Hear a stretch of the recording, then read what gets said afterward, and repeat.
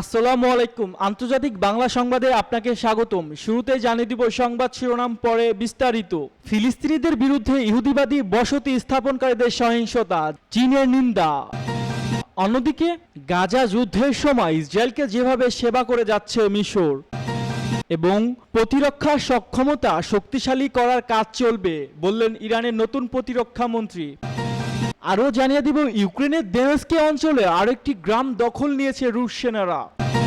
অন্যদিকে কেবল আলোচনা ও যুদ্ধবিরতির মাধ্যমে গাজা সংকট নিরসন সম্ভব বললেন চীন।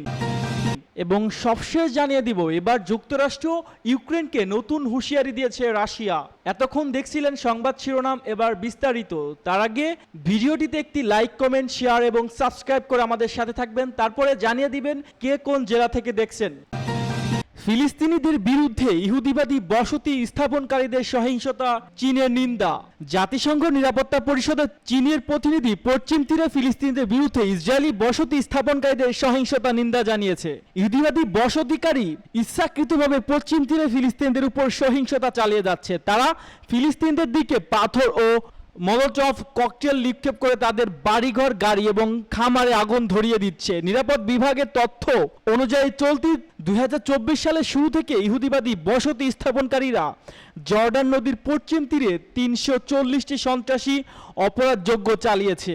বার্তা সংস্থা ইরান জানায়, জাতিসংঘের চীনা প্রতিনিধি নিরাপত্তা পরিষদের বৈঠকে ফিলিস্তিনিদের বিরুদ্ধে হুতি বসতি স্থাপনকারীদের সহিংসতা সমালোচনা করে তিনি গাজা উপত্যকায় মানবিক ত্রাণ সাহায্যে পাঠানোর পথ খুলে দেওয়ার জন্য ইসরায়েলের প্রতি আহ্বান জানান। চীনা প্রতিনিধি ফুকুং গাজার সকল সীমান্ত ক্রসিং পুনরায় খুলে দেওয়ার আহ্বান জানান। সেই সঙ্গে উত্তেজনা বৃদ্ধির পথ রোধে সামরিক পদক্ষেপ বন্ধ করে রাজনৈতিক রীতিনীতি মেনে চলার আহ্বান জানান তিনি। ফুকুং হুঁশিয়ারি উচ্চারণ করে বলেন, পশ্চিম তীরে গাজায় ট্র্যাজেডির পুনরাবৃত্তি আশঙ্কা রয়েছে।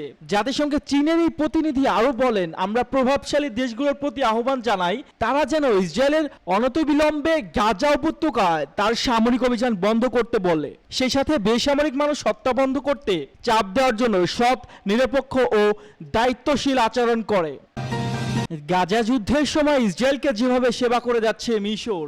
গত বছর অক্টোবর মাসে গাজা উপত্যকায় ইসরায়েলি গণহত্যা শুরু হওয়ার পর থেকে ইসরায়েলি পণ্য আমদানি রপ্তানির কাজে মিশরীয় সমুদ্র বন্দরগুলো ব্যবহার হয়ে আসছে বলে খবর পাওয়া গেছে। একটি মুক্ত তদন্তে বরাত দিয়ে খবর জানিয়েছে আরবি পোস্ট পত্রিকা। গত 3 মাসে 19টি জাহাজের তৎপরতাও তাদের চলাচলের রুট পর্যবেক্ষণ করে পত্রিকাটি এই খবর দিয়েছে। এতে বলা হয়েছে, ওই জাহাজগুলো বিগত মাসগুলোতে ইসরায়েল ও মিশরীয় বন্দরগুলোর মধ্যে আসা যাওয়া করছে। বিভিন্ন দেশ থেকে পণ্য এনে মিশরীয় বন্দরগুলোতে খালাস করা হয়েছে এবং পরে সেখান থেকে সুবিধা মতো এসব জাহাজে করে সেসব পণ্য ইসরায়েলে পৌঁছে দেওয়া হয়েছে। গাজা ইসরায়েলি গণহত্যা শুরু হওয়ার পর থেকেই ইসরায়েলগামী বাণিজ্যিক জাহাজগুলোতে ঘোষণা দিয়ে হামলা শুরু করে ইয়েমেন হুতি আনসারুল্লাহ আন্দোলন। তবে মিশরগামী জাহাজের হুতিরা চলমান হামলা চালায়নি। আর এই সুযোগে কাজে লাগিয়ে ইসরায়েলি পণ্য প্রথমে এসে মিশর বন্দরগুলোতে নেমেছে এবং সেখান থেকে সুযোগ মতো ইসরায়েলে নিয়ে যাওয়া হয়েছে। এভাবে গাজা ইহুদিবাদীদের ভয়াবহ গণহত্যা চলার একই সময় ফিলিস্তিন সহ গোটা মুসলিম উম্মার শত্রু ইসরায়েলের সেবা করেছে মিশর। আবির পোস্টে জানিয়েছে, গাজা যুদ্ধ শুরু হওয়ার পর মিশরের বন্দরগুলো থেকে ইসরায়েলি বন্দরগুলো বিশেষ করে আশদোস ও হাইফা বন্দরে নিয়মিত পণ্য পরিবহন করছে। সেসব জাহাজের মধ্যে 7টি কন্টেনার জাহাজ, 6টি সিমেন্টবাহী জাহাজ, 5টি কার্গো জাহাজ এবং একটি বাল্ক জাহাজ। এসব জাহাজ পানামা, লাইবেরিয়া, ইসরায়েলি, মিশর, এন্টিগা ও বারমুদা, সিঙ্গাপুর এবং সেন্ট কিটস ও নেভিসের পতাকা বহন করেছে। ইসরায়েলি ও মিশরের মধ্যে জাহাজ চলাচলের এই প্রক্রিয়া অব্যাহত রয়েছে বলে আরবি পোস্ট জানিয়েছে। প্রতিরক্ষা সক্ষমতা শক্তিশালী করার কাজ চলবে জানালেন ইরানের নতুন প্রতিরক্ষা মন্ত্রী। ইরানের প্রতিরক্ষা মন্ত্রী ব্রিগেডিয়ার জেনারেল আজিজ নাসিরজাদে বলেছেন, তারা দেশে দৃঢ়ভাবে নিজেদের প্রতিরক্ষা শক্তিশালী করার কাজ চালিয়ে যাবে। ইরানের পার্লামেন্টে অনুষ্ঠিত আস্থা ভোটে অনুযায়ী হয়ে আনুষ্ঠানিকভাবে প্রতিরক্ষা মন্ত্রীর দায়িত্ব নেন এবং বৃহস্পতিবার তেহরানে এক বক্তৃতায় তিনি এ প্রত্যয়ন জানান। জেনারেল নাসিরজাদে বলেন, দেশের প্রতিরক্ষা সক্ষমতা শক্তিশালী করার কাজ দৃঢ়ভাবে অব্যাহত থাকবে এবং সেক্ষেত্রে বিদ্যমান বাধাগুলি অতিক্রম করতে প্রতিরক্ষা চুক্তি ব্যবহার করা হবে। ইরানের সামনে থাকা সমূহ হুমকি মোকাবেলা করার জন্য প্রতিরক্ষা ব্যবস্থাকে শক্তিশালী করার বিকল্প নেই বলেও তিনি উল্লেখ করেন। নাসিরজাদে ইরানের প্রতিরক্ষা শিল্পের তাৎপর্য তুলে ধরে বলেন, আত্মবিশ্বাস এবং আত্মনির্ভরতার মতো ধারণাগুলো ইরানের প্রতিরক্ষা শিল্পে বিকশিত হয়েছে, যা দেশের অন্যান্য শিল্পে বিকাশের জন্য একটি মডেল হিসেবে কাজ করতে পারে। সাম্প্রতিক বছরগুলোতে ইরানের সামরিক বিশেষজ্ঞ এবং প্রকৌশলীরা বিস্তৃত পরিসরে দেশীয় সামরিক সরঞ্জাম তৈরিতে উল্লেখযোগ্য সাফল্য করেছে, যা সশস্ত্র বাহিনীকে স্বয়ংপূর্ণ তুলে ধরেছে। ইরানের কর্মকর্তারা জোর দিয়ে বলেছেন, দেশটি তার সামরিক সক্ষমতা জোরদার করতে দ্বিধা করবে না এবং ইরানের প্রতিরক্ষা সক্ষমতা কখনোই বহিঃশক্তির সঙ্গে আলোচনা বিষয়বস্তু হবে না। ইউক্রেনের দোনেৎস্ক অঞ্চলে আরেকটি গ্রাম দখল নিয়েছে রুশ সেনারা। ইউক্রেনের পূর্বাঞ্চলীয় দোনেৎস্ক অঞ্চলে আরেকটি গ্রাম রুশ সেনারা দখল করে নিয়েছে।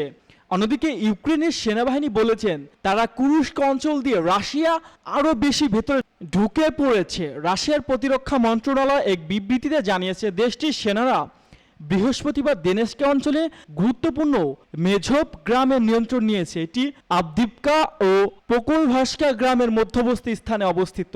আবদিভকা গ্রামটি গত ফেব্রুয়ারিতে রুশ দখলে আসে এবং রাশিয়ান সেনারা এখন পোকলভাস্কা গ্রামের দিকে অগ্রসর হচ্ছে। মেজোভ গ্রাম দখলের ঘটনাকে বড় ধরনের বিজয় বলে দাবি করেছে রাশিয়া। ওদিকে ইউক্রেনের দাবি করেছে, তাদের সেনারা কুরস্ক অঞ্চলে আরও গভীরে প্রবেশ করেছে। গত 6 আগস্ট ইউক্রেনে আচমকা কুরস্ক অঞ্চল দিয়ে রাশিয়া 30 কিলোমিটার ভেতরে অনুপ্রবেশ করে। এখন পর্যন্ত কিয়েভের সেনারা সেখানকার নিয়ন্ত্রণ ধরে রাখতে পেরেছে। রাশিয়া ওই অঞ্চল থেকে তার সেনা সরিয়ে নিতে বাধ্য হয়েছে।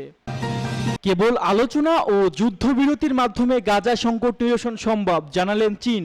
গাজায় বেসামরিক উপায়ে এক পক্ষের সম্পূর্ণ পরাজিত করার ভুল ধারণা আরও বেশি সামরিক মানুষ হতাহত হবে, যা জিম্মিদের মুক্তি ও আঞ্চলিক শান্তি প্রতিক্রিয়ার উপর নেতিবাচক প্রভাব ফেলবে। বস্তুত কেবল আলাপ আলোচনা ও স্থায়ী যুদ্ধবিরতির মাধ্যমে গাজা সংকট নিরসন সম্ভব।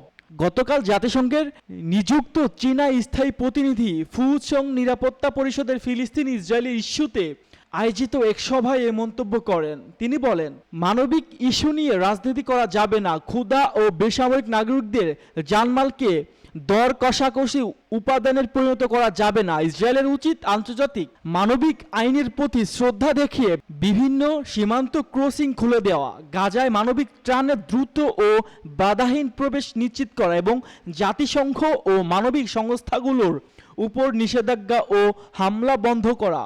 তিনি আরও বলেন, বিভিন্ন নিরাপত্তা চেতনায় টেকসই নিরাপত্তা ধারণা বাস্তবায়ন করা সম্ভব। আঞ্চলিক নিরাপত্তা বিভিন্ন পক্ষে দায়িত্বশীল আচরণের মাধ্যমে নিশ্চিত করা যায়। স্বাধীন ফিলিস্তিনি রাষ্ট্র প্রতিষ্ঠা এবং দুই রাষ্ট্র প্রস্তাব হবে রাজনৈতিক পদ্ধতিতে ফিলিস্তিন ইসরায়েলের ইস্যু মোকাবেলা একমাত্র পথ। এবার যুক্তরাষ্ট্র ইউক্রেনকে নতুন হুঁশিয়ারি রাশিয়ার। যুক্তরাষ্ট্রের রাশিয়ার রাষ্ট্রদূত আনাতোলি আন্তনোভ হুঁশিয়ারি দিয়ে বলেছেন, রুশ সীমান্তবর্তী অঞ্চল কুরস্কে কিয়েভের বাহিনী অনুপ্রবেশের প্রতিক্রিয়া জানাবে রাশিয়া এবং প্রতিক্রিয়াটা বেশ কঠিনই হবে। শুক্রবার রুশ বার্তা সংস্থা তাসের এক প্রতিবেদনে এ তথ্য জানানো হয়। যুক্তরাষ্ট্র ও ইউক্রেন সরকারের উদ্দেশ্য আনাতোলি আন্তনোভ বলেন, আমি আপনাদের আন্তরিকভাবে জানাচ্ছি যে রুশ প্রেসিডেন্ট ভ্লাদিমির পুতিন এই ব্যাপারে সিদ্ধান্ত নিয়েছেন এবং আমি দৃঢ়ভাবে নিশ্চিত যে কুরস্ক অঞ্চলের ঘটনার জন্য দায়ী সবাইকে কঠোর শাস্তি ভোগ করতে হবে। ইউক্রেনীয় বাহিনী গত 6 অক্টোবর কুরস্ক অঞ্চলের একটি বড় ধরনের আক্রমণ শুরু করে। তারপর থেকে এ অঞ্চলে বরাবর ক্ষেপণাস্ত্র হামলা সতর্কতা জারি করা হয়েছে এবং রাশিয়া সরকার সেখানে ফেডারেল পর্যায়ে জরুরি অবস্থা ঘোষণা করেছে।